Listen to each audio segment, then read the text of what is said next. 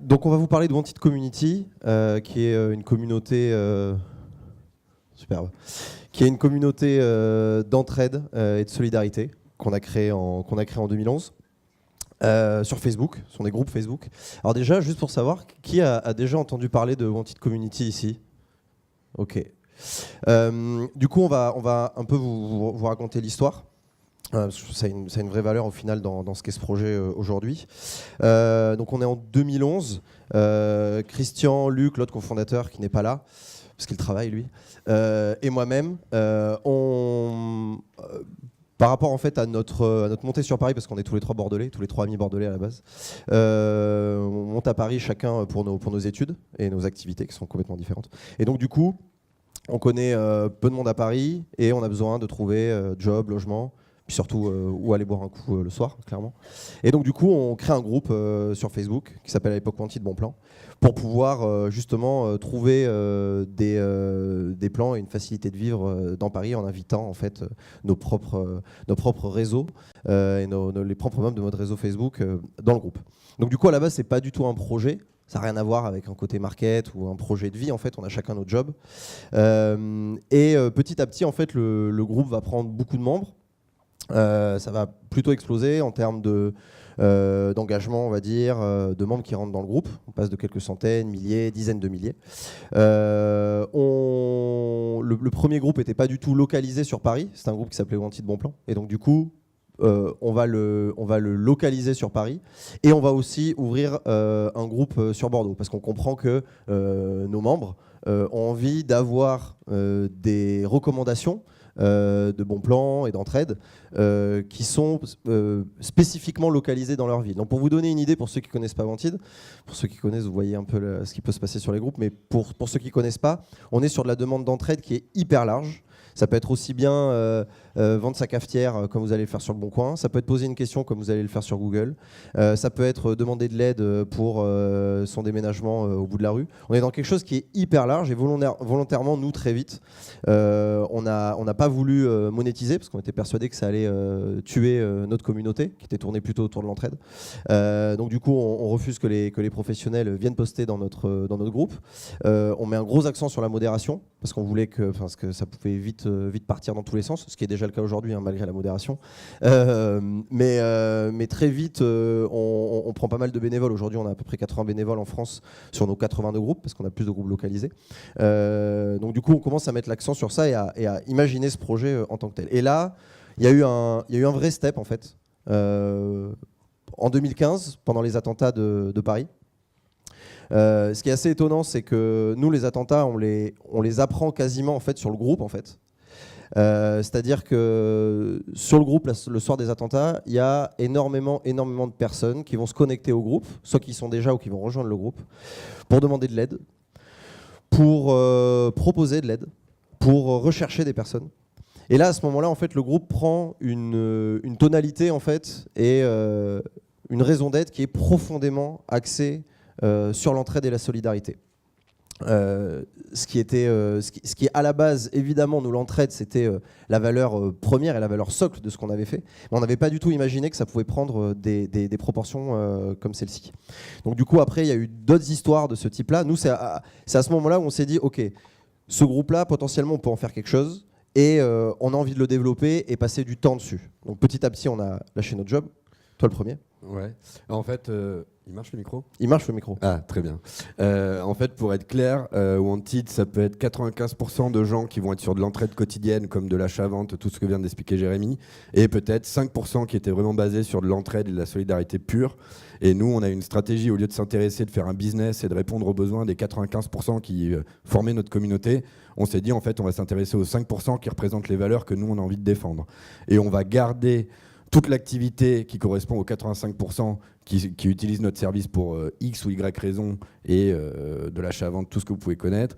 Et parce qu'on s'est dit, on va garder ces gens captifs et on va pouvoir mettre dedans les gens qui ont des vraies valeurs d'entraide et de solidarité et évangéliser ceux qui ne sont pas encore convaincus. Et on est persuadé que, là Jérémy ne l'a pas dit, mais par exemple, il y a un procédé qui est fait sur Wanted, c'est les gens discutent avec un sans-abri en bas de chez lui, de chez eux, en bas de chez eux plutôt, mais c'est aussi chez lui du coup.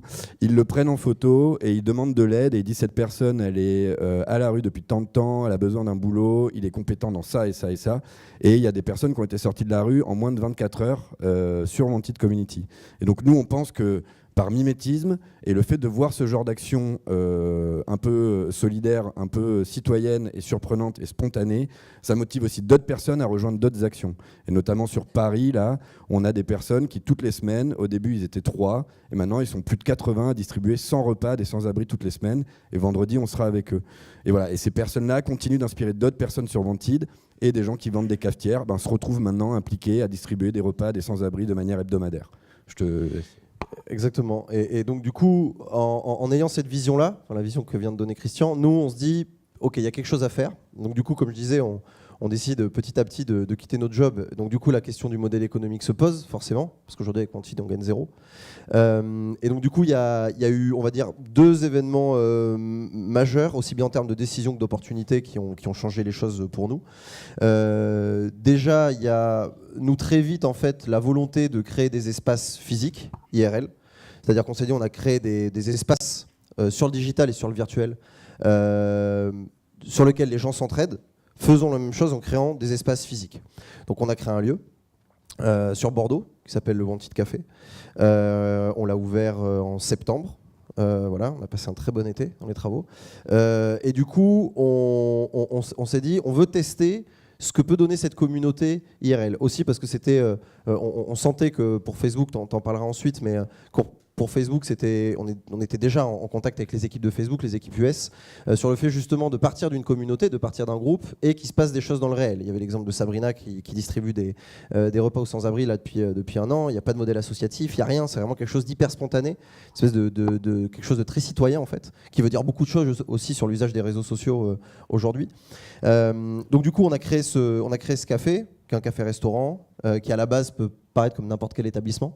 Nous, on vient y ajouter d'autres choses. On reverse 2% de notre chiffre d'affaires mensuel à des associations tournées vers l'entraide et la solidarité à Bordeaux. On fait voter nos membres en fait, dans le groupe bordelais, qui regroupe aujourd'hui 130 000 personnes. Il y a 450 000 personnes à Paris.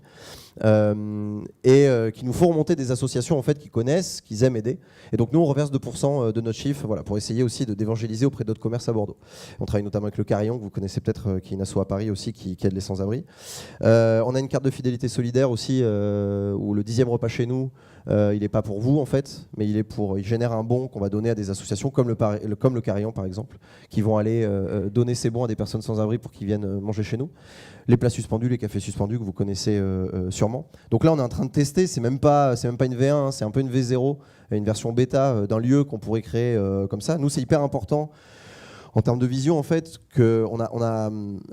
pour nous c'est pas un problème de dire que on cherche à être rentable et à faire du business pour financer des actions solidaires en fait. Nous, on a envie d'être indépendant par rapport à un système de sub, par exemple, ou un système associatif. Wanted est une asso. On a aussi créé une SAS pour monter ces lieux. Donc, on est en train aujourd'hui, nous, en termes de vision, de se dire voilà, la porosité entre le digital d'un côté et le réel de l'autre, c'est pas vous que je vais la prendre. Voilà, c'est très poreux. On met pas ça dans des silos. Donc, du coup, on a envie de voir comment on peut créer justement comme ça une expérience autour de l'entraide et de la solidarité. Et le deuxième événement, qui a été assez concomitant avec la réflexion sur ce lieu, ça a été les liens qui ont été encore plus ténus avec Facebook cette année. Si tu veux peut-être que tu peux mettre les chiffres derrière aussi pour faire absolument. En fait du coup Facebook s'intéressait à nous depuis un petit moment. Il faut savoir que nous donc du coup on a un groupe Facebook, c'est complètement différent d'une page. Il y a 3-4 ans c'était pas du tout à la mode et là nous qui discutons avec les équipes de Facebook et qui avons pu aller dans leur bureau à San Francisco, on peut confirmer que ça devient vraiment à la mode chez Facebook, c'est même calé sur leur roadmap au même titre que Instagram et WhatsApp, alors que les pages ont disparu de leur roadmap. Donc eux, ils mettent vraiment le push là-dessus. Pour eux, le constat, il est simple. Et quand on discute avec eux de ce que nous, on a pu réaliser avec Wanted Community, ils se disent « Ok, sur Paris, vous avez 500 000 personnes, ça représente un francilien sur 30. Vous avez un engagement qui est assez impressionnant puisqu'il y a 1000 publications par jour qui génèrent environ des dizaines de milliers de commentaires et des centaines de milliers de likes. Et quand ils nous demandent comment on fait, nous on dit en fait on fait rien. Parce qu'en fait c'est une communication qui est complètement horizontale et c'est les gens qui discutent entre eux des sujets qui les intéressent. Nous on n'a pas du tout une vision descendante et du coup les gens choisissent des thèmes d'actualité, choisissent des thèmes sur l'entraide, ce genre de choses, et ils discutent entre eux, comme des voisins pourraient le faire dans une salle ou comme là on est en train de le faire. Ça pourrait très bien être un thème sur Wanted. Donc voilà. Et donc ça, Facebook est en train de le pousser. C'est aussi hyper intéressant de voir des marques comme Tesla aux États-Unis qui utilisent un groupe de 10 000 membres, donc ça s'appelle Worldwide Owner Tesla, et de voir que cette marque, elle, fait des innovations produits grâce à son groupe.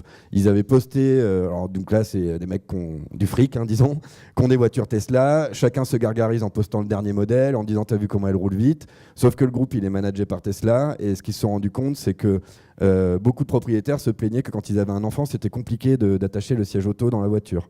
Et donc Tesla a fait une innovation produit suite aux remontées de son groupe Facebook et a du coup créé son propre siège auto adaptable à ses voitures. Et ce qui est intéressant pour Tesla, c'est que il y a une démarche pour une marque qui est d'accepter de créer un groupe où potentiellement le contenu nous échappe et on n'est plus en train de produire du contenu, mais on est en train de prendre de l'information qui peut être à la fois positive ou négative. Donc c'est ça qui est intéressant dans les groupes Facebook et dans les communautés Facebook, c'est que l'administrateur du groupe a le même pouvoir de parole qu'un membre lambda. Et donc c'est à la fois... ça peut être perçu comme un risque, mais nous, on a très vite perçu ça comme une richesse. Et donc maintenant, on a quasiment 1 million de membres. Sur un trimestre, on fait plusieurs millions de commentaires et plusieurs millions de likes. Et il y a plein de membres qui ne nous connaissent pas. Et pourtant, Facebook nous a repérés. Et Facebook... Personnellement, quoi. Personnellement. Ouais. Et pourtant, Facebook nous a repérés et Facebook nous finance en nous disant ce que vous avez créé à Paris, ce que vous avez créé à Bordeaux, ce que vous êtes en train de créer dans d'autres villes. Nous, on le voit très bien à l'échelle européenne ou à l'échelle mondiale. Et un Wanted Community Mexico avec 500 000 personnes qui discutent de l'actualité de la ville, qui s'entraident au quotidien, nous, on le voit. Et un autre impact aussi, c'est que nous, on discute avec quelques politiques en ce moment. Sur la ville de Bordeaux, par exemple, il y avait une communication, des mesures qui avaient été prises sur le stationnement. Ils ont mandaté une communication catastrophique. Voilà, une communication zéro. Ils ont mandaté une agence de com pour, on va dire, rattraper un peu le coup et savoir d'où venait le mécontentement. La recommandation de l'agence de com, c'était il faut aller voir Wanted Community Bordeaux. C'est eux qui toucheront le plus de personnes sur Bordeaux et c'est eux qui ont le plus de personnes mécontentes. Mais c'est parce que 70% du mécontentement sur les réseaux sociaux, c'était sur notre groupe en fait. C'est là où les gens venaient se plaindre. Donc ça posait la question aussi du politique qui disait mais sur ces espaces-là, en fait, on n'y est pas et on parle pas avec ces gens-là. Donc c'est vrai que nous, il y a l'histoire de ce qu'on est en train de créer aujourd'hui et de la vision après qu'on a sur le long terme, notamment avec ce financement de Facebook, mais ce partenariat, sur le fait d'ouvrir d'autres lieux. On aimerait ouvrir un café à Paris en 2019. On a des envies aussi sur des lieux qui sont un peu plus conséquents. Mais là, sur la minute 45 qui nous reste, et vu qu'on nous propose d'intervenir aujourd'hui face à des personnes comme vous aujourd'hui, c'est vrai que la logique de groupe, on parlait de podcast tout à l'heure, sur une logique de préférence de marque et sur une autre façon de communiquer. C'est vrai que le groupe, nous, comme on le voit, peut être un territoire assez intéressant à explorer pour une marque, avec une communication, comme tu le disais tout à l'heure, très horizontale, pas avec un message de marque descendant, mais justement pour pouvoir palper vraiment ce que veulent vos membres, pour pouvoir même construire avec eux. Nous, aujourd'hui, sur le futur de Wanted, nous on a envie de le co-construire complètement avec nos membres et on sonde, on le fait de plus en plus nos membres pour voir ce qu'on peut créer ensemble. Donc c'est vrai que cette idée-là de construction de communauté sur un espace comme Facebook et sur l'outil groupe, aujourd'hui, nous quand on discute aussi avec Facebook, c'est qu'on voit que la page fan commence à être en fait juste un site vitrine en fait, et que ce que nous a vendu Facebook comme de la communication horizontale et le fait de pouvoir créer de l'engagement et pouvoir créer une vraie discussion, mais au final ça se passe maintenant de plus en plus dans les groupes. Donc nous c'est quelque chose auquel on réfléchit aujourd'hui aussi en termes de partenariat. Et juste pour terminer, nous on n'a pas du tout des techniques de gros hacking. Donc comme disait Jérémy, notre croissance elle fait surtout sur la modération et le soin qu'on attache à gérer nos membres et à faire en sorte que nos groupes soient respectueux et que les valeurs de nos groupes soient respectées par nos membres.